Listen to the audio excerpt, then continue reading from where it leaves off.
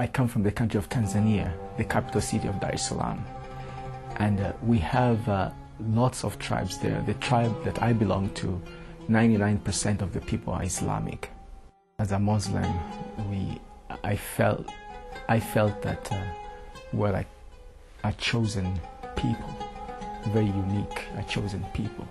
And I grew up in a very religious family. I went to an Islamic school when I was a small kid. I helped my father in some Islamic duties, like to help with prayer and things that needed to be done in the mosque. My father himself is a great leader within the Muslim community. He's a sheikh, and then I have uncles, I have brothers that are Islamic clerics. So I kind of grew up in that environment, and my understanding of Islam was that Islam was everything to us, to me. So I had that passion, I had that hunger for the truth as a Muslim. And as I was searching for truth, I came across Christians. The Christians in my country, they have a special program to reach out to the Islamic community. And one of the strategies they use is to befriend the Muslims. And they get to know them on a personal level. And then they befriend them, and at some point, they share the gospel of Jesus Christ.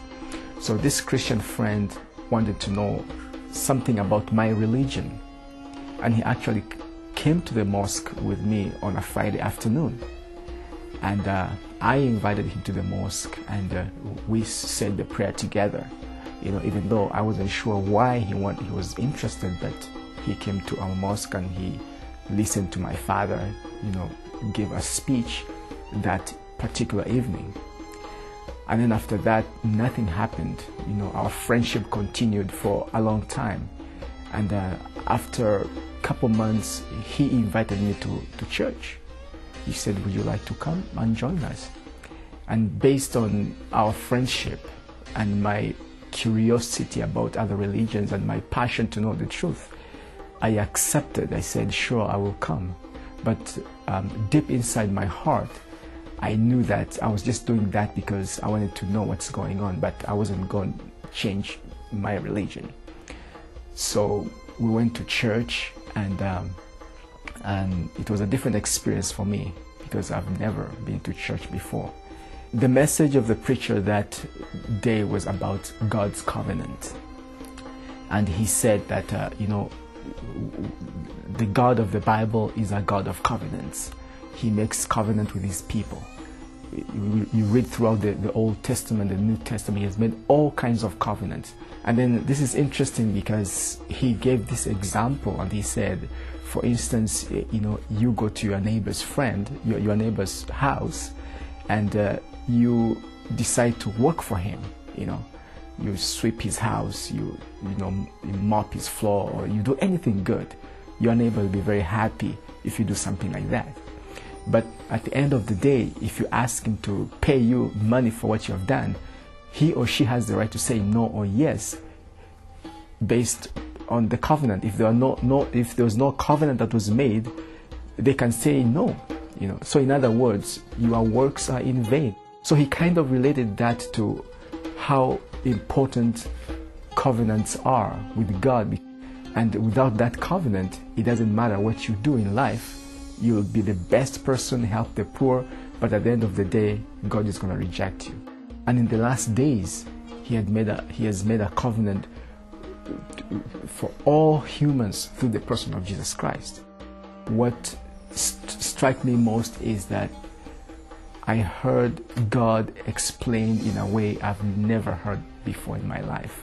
So it's like I had my own way of doing things. I go to the mosque, I hear people share in a certain way, but this was completely new. I've never heard anybody explain God from that perspective. This was different. This was different. And so I was curious, and that's why my friend came in. He was waiting for me to reach that point so that he can share with me the gospel.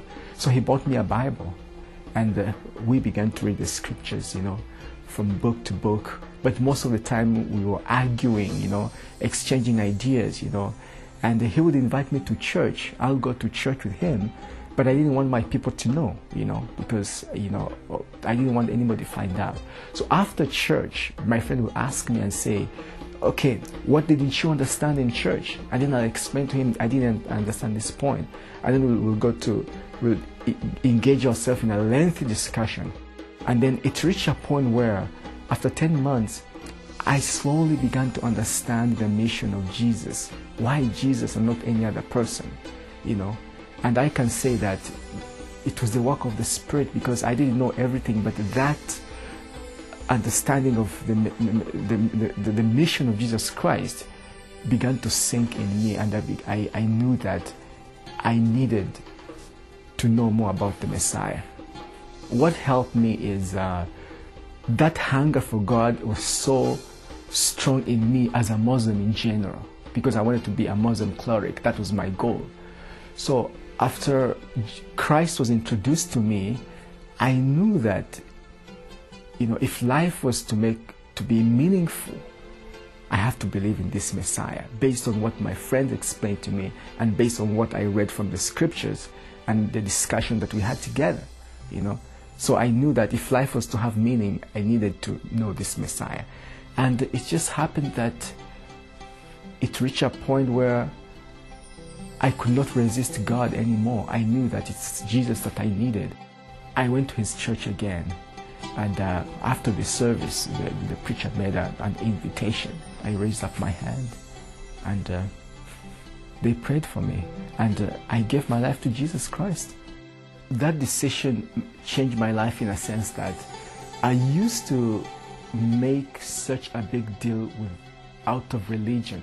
I did not understand the difference between God as God the Creator and religion as a group of people trying to find God. And before I was taught that God is so big and He's out there, and I pray, I do all kinds of good things, but at the end of the day, we'll see what happens, because that assurance is not there. When I became a Christian, I felt connected with my Creator. I can pray to Him, I can talk to Him, the connection is there. When I speak to Muslims, I will try to help them understand the difference between God and religion. There is a difference, because I think that's where the confusion comes. Most of the times we talk about our religions, and we have all kinds of discussions that lead to nowhere. But I want them to see that there is a God who created the universe, created everything, and is interested in each one of us. And it does not matter what religious background you come from, what social status you come from, or whether you are rich or poor. He is interested in you, and He wants to make a difference in your life. And a good passage from the Bible that I will share is the Sermon on the Mount. I think it's a good place to start. The Sermon on the Mount, when Jesus Christ was talking, blessed are those who are pure in heart. Blessed are those who hunger and thirst for righteousness, for they shall be filled. I think that's powerful, and it matches with the mindset of most Muslims. They should accept Jesus Christ as Lord and Savior, and He's the only one who can change their life, because I think first, I'm going to help them understand first who Jesus is. If you just see Jesus Christ as a carpenter's son and just some guy, who lives in a neighborhood, then they shouldn't. Yeah. But if you see Jesus more than a prophet, I think that's a good starting point. And that's what made a difference in me, because I looked at Jesus Christ just as a person. So He didn't make any difference to me, But if we understand who Jesus is, then it shouldn't be a difficult thing to accept Him as Lord and Savior. Because once we understand who He is, then we are all going to need Him. I know that I am not a unique situation. What God did to me, He can do it to anybody. And my prayer is that they'll also see the truth, they'll see the light. And I know that is possible because, if I came out of, that background and He pulled me out, He can do it to anybody. And that's my prayer.